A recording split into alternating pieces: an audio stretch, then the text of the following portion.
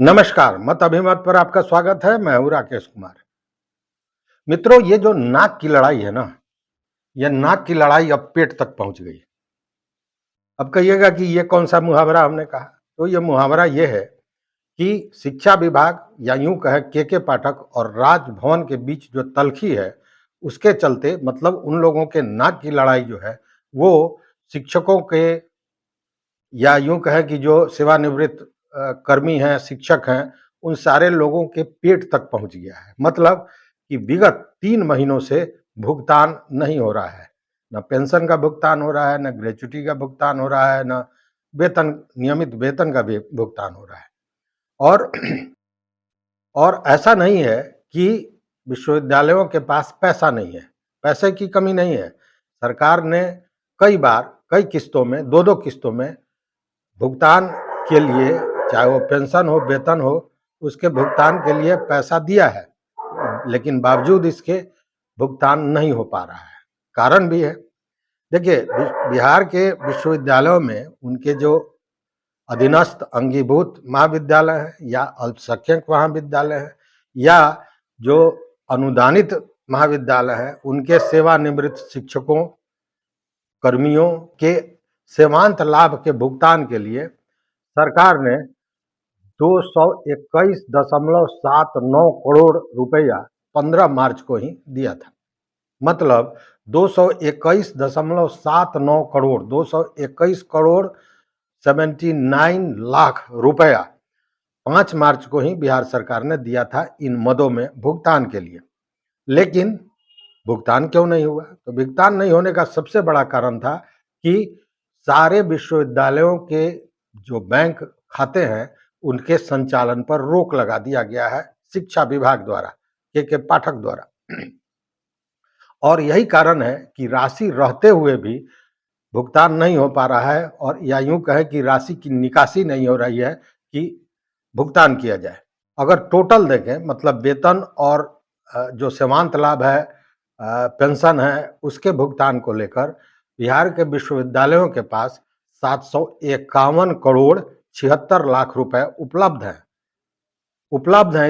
इतनी बड़ी राशि उपलब्ध है जिससे सारे लोगों का वेतन या पेंशन का भुगतान किया जा सकता है। लेकिन वही हमने कहा कि बैंकों के संचालन पर रोक के चलते राशि की निकासी नहीं हो रही है और 3 माह से वेतन, पेंशन, ये सारी चीजें रुकी हुई हैं। और ये जो राशि है, इसको बिहार सरकार ने 2-2 किस्तों में विश्वविद्यालयों को उपलब्ध कराया है, ताकि समय जो वेतन है, पेंशन है, ग्रेच्युटी है या अन्य जो भुगतान है, जो दैनिक कार्य में जो खर्च होते हैं, परीक्षा संचालन में खर्च होते हैं, इन सारे राशियों को बिहार सरकार ने उपलब्ध कराया, लेकिन निकासी नहीं हो रही है। अब अगर देखें तो शिक्षा विभाग के अनुसार जिन विश्वविद्यालयों के पास कितना पैसा है, इस पर अगर गौर करें तो बीआरबीए बिहार विश्वविद्यालय मुजफ्फरपुर के पास केवल फरवरी के लिए 76 करोड़ 75 लाख रुपए उपलब्ध है। वहीं वीर कुंवर सिंह विश्वविद्यालय में नवंबर 23 से फरवरी 24 तक के भुगतान के लिए 59 करोड़ 37 लाख रुपए उपलब्ध है। वहीं बीएन मंडल विश्वविद्यालय के पास जनवरी और फरवरी के भुगतान के लिए 27.56 करोड़ रुपए उपलब्ध है। तो एलएन मिश्रा विश्वविद्यालय में नवंबर 23 से फरवरी 24 तक के भुगतान के लिए 103 करोड़ रुपए दिए गए हैं। वहीं मुंगेर विश्वविद्यालय में जनवरी और फरवरी के भुगतान के लिए 4.43 करोड़ रुपए उपलब्ध है। मतलब राशियां हैं, पैसे की कमी नहीं है, लेकिन भुगतान नहीं हो रहा है।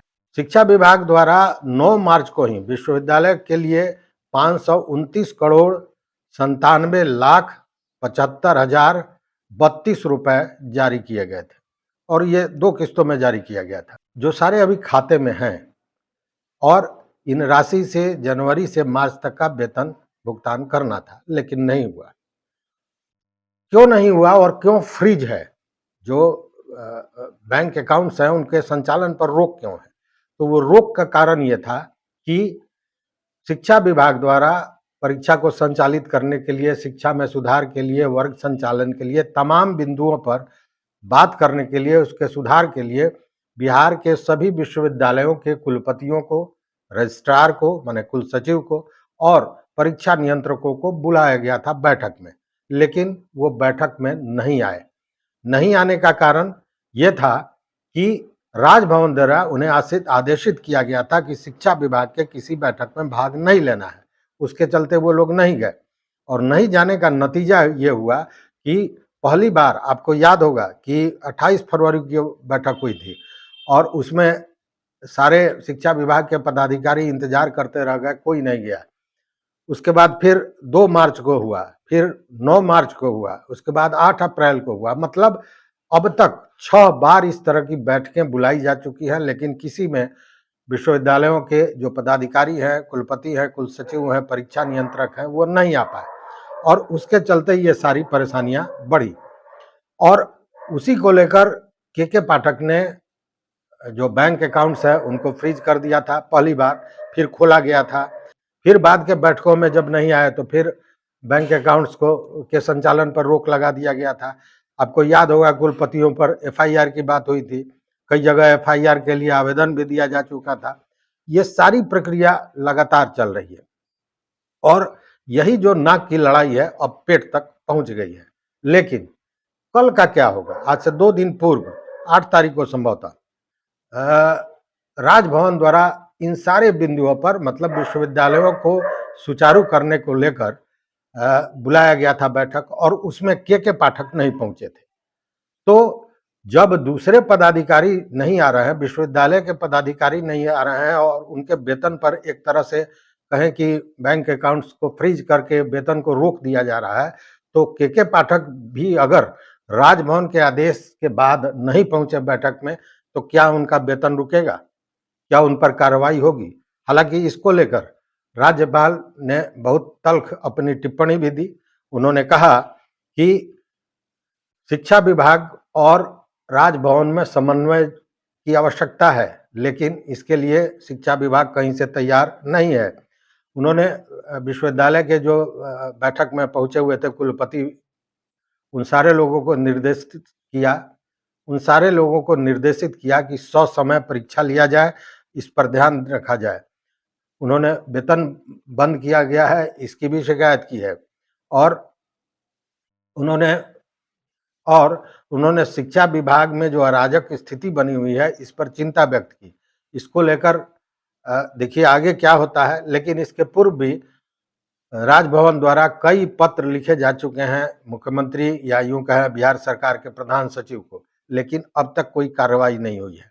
लेकिन अब कहीं ना कहीं ये जो नाक की लड़ाई है ये पानी नाक से ऊपर जा रहा है, चूंकि अब राजभवन के आदेश को भी अगर कोई पदाधिकारी नहीं मानता है तो इसे अराजक स्थिति नहीं तो और क्या कहेंगे?